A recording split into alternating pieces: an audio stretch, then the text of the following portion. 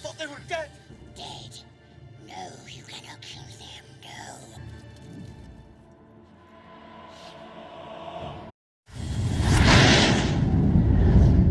Hey guys, how are we all doing today?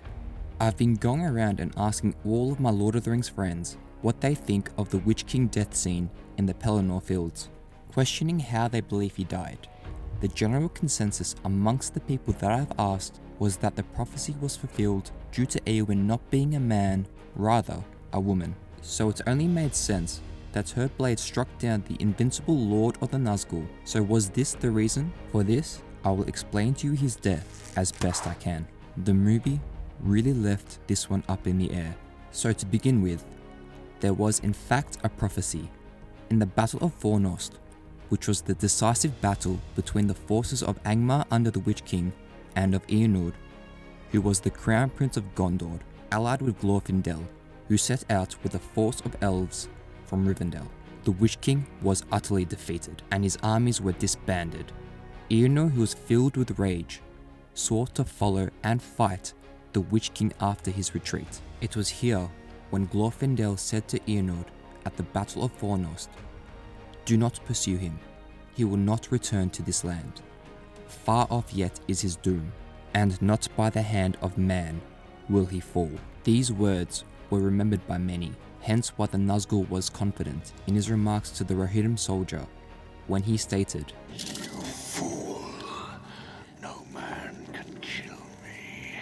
Thus, the prophecy was set by Glorfindel. If you've read the novels, he features prominently in the role of aiding Aragorn and the four halflings after Frodo was stabbed ironically by the Witch King upon Weathertop. His role in the films was replaced by Arwen. The prophecy was threefold. The Witch King never did return to the land of Angmar. His doom was met 1,000 years after the Battle of Fornost, when these words were spoken, which was in the year 1975 in the Third Age. Subsequently, his doom was met in the year 3019, and finally, he would not fall at the hand of a man, which we know he fell in battle with Merry and Eowyn. I am no man. So was it really that simple? To answer this, however, we have to go way back and split this up as I commonly do between the differences in the films and novels. In the books, Merry and the gang of hobbits are imprisoned in the Barrow Downs by a Barrow wight, which are undead spirits or creatures. A bit like the Nazgul, however their spirit isn't tied to Sauron or the Ring. They are saved by Tom Bombadil, who looks through the treasures of the mound and presents the halflings with old knives known as Barrow blades. These knives or daggers were over 1,500 years old when they were presented to the halflings, and were long enough for swords for them, since they were traditionally crafted for supreme warriors of large build and height. These being men of the Westerness, also known as the Dunedain, the faithful Númenóreans who refused to worship Sauron. They survived the destruction of Númenor, exiling in the realms of Arnor in Middle-earth. The blades were crafted by weaponsmiths to combat the Witch King of Angmar.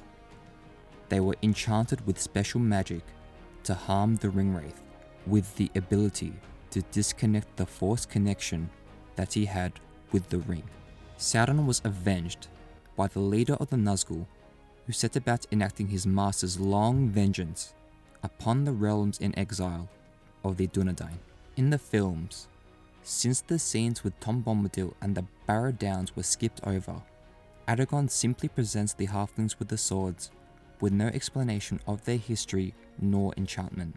The Ranger was the sensible choice to do this, since his heritage was tied directly with the faithful Dunedain. Merry, along with Pippin, have their swords taken away from them in Amon Hen when they are captured by the Uruk-hai.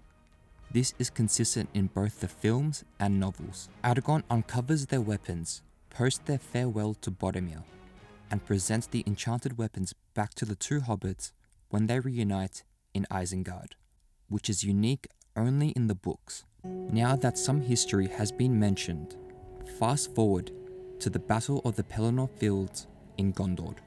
The Witch King is besting Eowyn when Merry catches him off guard, stabbing him in the back of the knee. This attack with his Barrow blade severs the connection between the Nazgul and the ring, revoking his immortality, making the Nazgul vulnerable to Eowyn's final blow, which fulfills the final statement in Glorfindel's prophecy, which stated, "Not by the hand of man shall he fall." The one who will lead Mordor's armies in war. The one they say no living man can kill. The prophecy from the elf was remarkably accurate. This final blow seemingly kills the Nazgul, although Tolkien stated that he was not officially dead, rather reduced to impotence. This is because his life was still tied to the ring, and his spirit was not completely gone. The official death of his spirit was the day the ring was destroyed. Perhaps after a millennia or so, he would have returned after regaining his strength, if the ring was never destroyed. Now, you weren't clickbaited in the title. If you hadn't noticed already, there was a huge error in the films that was overlooked. Merry never received his enchanted dagger from Aragorn in Isengard. The last we ever saw of them was in the Fellowship of the Ring, and in the Battle of Pelennor Fields, Merry rode into war with the Rohirrim blade. This is the same weapon which he attacked the Witch King with. The movies really oversighted this immensely significant scene. The Witch King would never die under the circumstances of suffering 2 strikes from ordinary, boring blades of the Riddermark. Remember, the Barrow daggers were crafted at a time when men were at war with the Witch King, and the blades were designed specifically to combat the Lord of the Nazgul. The Barrow blade played a crucial role in the bane of the Witch King. Post the battle, Tolkien wrote, "No other blade, not their mightier hands had wielded it, would have dealt that foe a wound so bitter, cleaving the undead flesh, breaking the spell that knit his unseen sinews to his will." Basically meaning, no other weapon wielded even by the mightiest warrior would have pierced the wraith and broken the spell that bounded his life to immortality. The weapon removed any protection the Witch King had to normal weapons. This error was one of the bigger, if not the biggest mistake that we see in the adaptations. Let me know what you think in the comment section below. Oh, and whilst making this video, I couldn't help but notice another error within the scene of Eowyn and the Witch King. When I noticed the neck of the fell beast was already sliced before the blade of Eowyn came into contact with its neck. Just something about those Rohirrim blades, I guess. The things you notice in freeze frames.